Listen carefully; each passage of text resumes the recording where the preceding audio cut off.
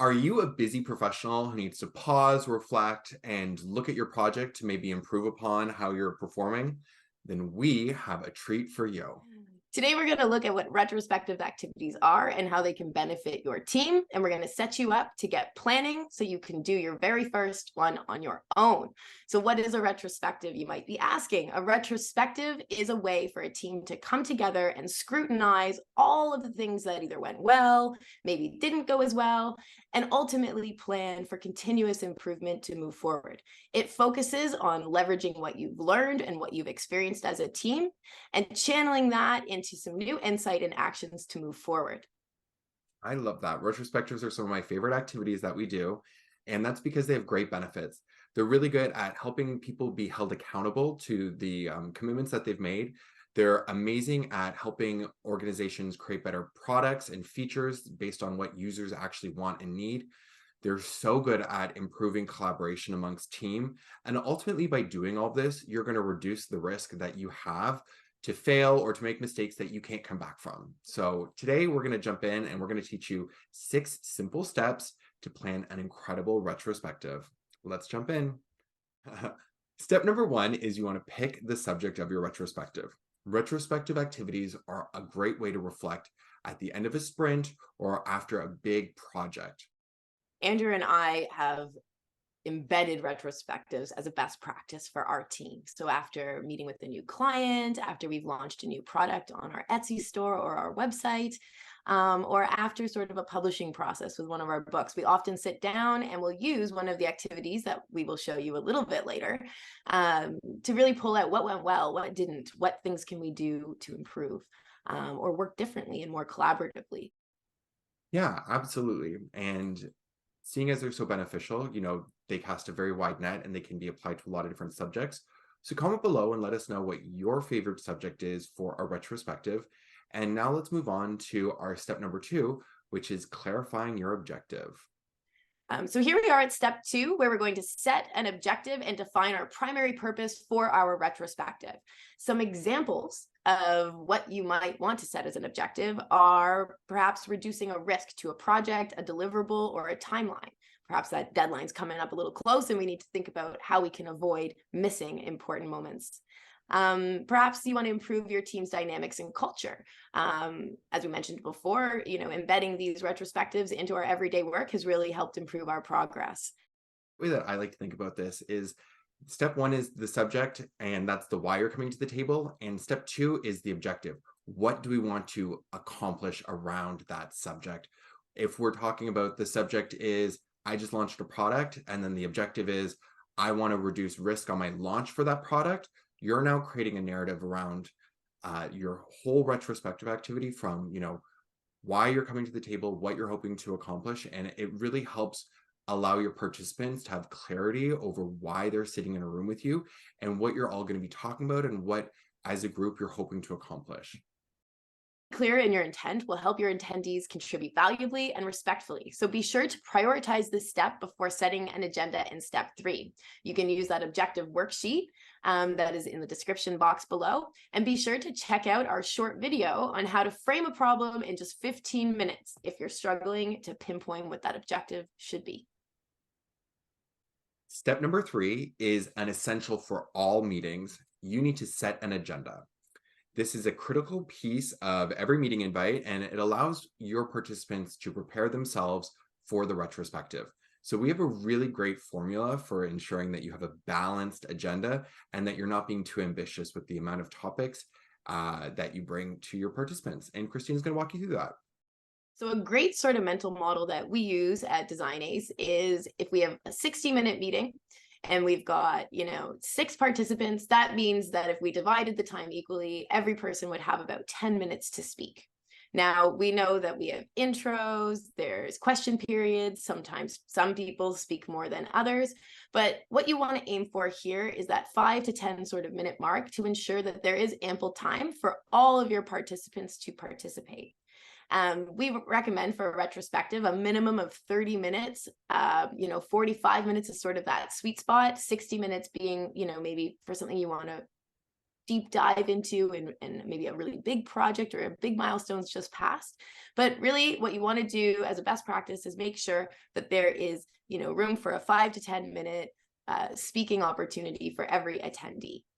What you can do is break your group into smaller breakout groups. If you do find that you have too many attendees for that 45 or 60-minute period, people work best in those groups of 3 to 5.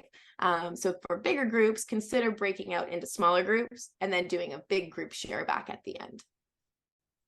Absolutely. And we're going to talk you through how to plan out the right attendees. And if you like this information and you find it helpful, then please check out our new book, Effective Retrospectives, which you can get on Amazon in softcover, hardcover, and soon available in ebook. So we're now in step 4, where we're going to identify our attendees. As we mentioned, retrospectives can be conducted with any group size. So this activity will help you really think through who can help you out in this retro. If you're unsure who you want to attend your retrospective, you can use our stakeholder management engagement planner to find your most influential and impactful workshop participants. Try to think through who's contributed to your project so far, who might have some insight on what's working or what's not going well, and who are some of those bigger voices in your group, and maybe who are some of those smaller, quieter voices who might have some underlying experiences, past work history, or maybe some hands-on experience with users that would be beneficial to the team. This is a bit of a rule of thumb that we like to use, but if you want to have a looser, more brainstormy, ideation-focused conversation, then it's great to leave the meeting open to everyone and have a larger group. But for those more targeted strategic conversations where you want to be more precise and direct, then think about limiting and really being very considerate about every person who's filling a seat so that you have a really good mix of all levels of hierarchy and all levels of responsibility within that retrospective so that you can really dig in and learn about what's working and what isn't. Step 5 is you want to send a meeting invite. A business invitation should include all the information the individual needs, such as the agenda, objective, date, time, location, and most importantly, the value the participant brings to the meeting. Remember to keep it short and to the point because nobody wants to read a dissertation as a meeting invite. If you do have too much information, consider adding a read along so that people aren't overwhelmed by your email. Yeah, I agree. I think always including objectives, your agenda, and your intent is incredibly important in a meeting invite, especially if what you're asking for is for people to engage and contribute versus sort of just listen and learn to about what you're talking about. Christine and I have a hard rule that invitations should be less than 500 characters for ourselves personally. Comment below and let us know what you think is the perfect character count for a meeting invite. Step 6 is all about planning an intro script that helps you and your team hit the ground running. Often facilitators forget to plan for how they want to kick off, and we feel taking the time to set the context and get everyone comfortable is time well spent. If you're wondering how to start a retrospective workshop, you'll love the introduction script I'm going to share with you today.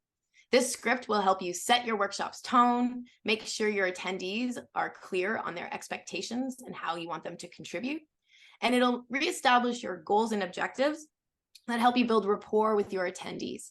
It's easy to follow, completely customizable, and you can adapt it to your specific context and needs.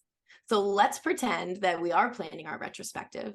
Our subject is an upcoming product launch, and our objective is to make sure that we are reducing any risk associated with that launch. So I'm going to read to you that script right now, and we'll call out a few highlights in a moment. Welcome. Today, we will work on a retrospective activity called Start, Stop, and Continue. Leading up to our product launch, we must reflect on how things are going and raise any potential risks or challenges to our goals and objectives. To drive positive, future-forward change, we must capitalize on what drives us, intercept challenges and barriers, and build stronger trust across the team. To have a productive and respectful discussion that fosters positive energy, creativity, and ambition, I put together a few rules of engagement for our session today. Number 1, listen respectfully. Number 2, be critical of ideas and not the people who had them. Number 3, allow everyone to contribute. And number 4, ask for clarity if you need clarification. We want to make sure everybody is on the same page. If there's no questions, let's do a quick icebreaker and start on a positive note. You'll see that there was a few key features and highlights throughout that script, like clarifying those goals and objectives and being really crisp on why we're here and that we want to reduce that risk. We also called out a few rules of engagement to help people realize and understand how we want to collaborate today. And lastly, we paused for questions to make sure that the group was clear and ready to move on. It's so important to come to the table with a script because you don't want to be sitting in front of a bunch of people and just blah, blah, blah, blah. What am I supposed to say now? That is my worst nightmare. So please take the time, do the proper planning, and get a script done so that you look like a professional when you are hosting your retrospective. And thank you so much for joining us on our journey on planning a retrospective, from picking a subject, deciding what the objective is, clarifying your agenda, figuring out who those attendees are, sending out your meeting invite, and ultimately where we are right now with planning our script. This is just one of the many tips and tricks that we share in our new books, Run Effective Retrospectives, which you can get now on Amazon. And we hope that you check it out and let us know how you think. Put a lot of love and time and consideration, and it's full of a ton of templates that we love. Thanks so much for joining us on our video today. We had a lot of fun with you. We hope that you learned something new about how to plan a retrospective. We are Christine and Andrew from Design Ace. Please like, subscribe, and comment below and let us know what you thought of this video, and connect with us on all of our socials so we can keep the fun going. Thanks, guys. Au revoir, mes amis. Au revoir, bonne journée.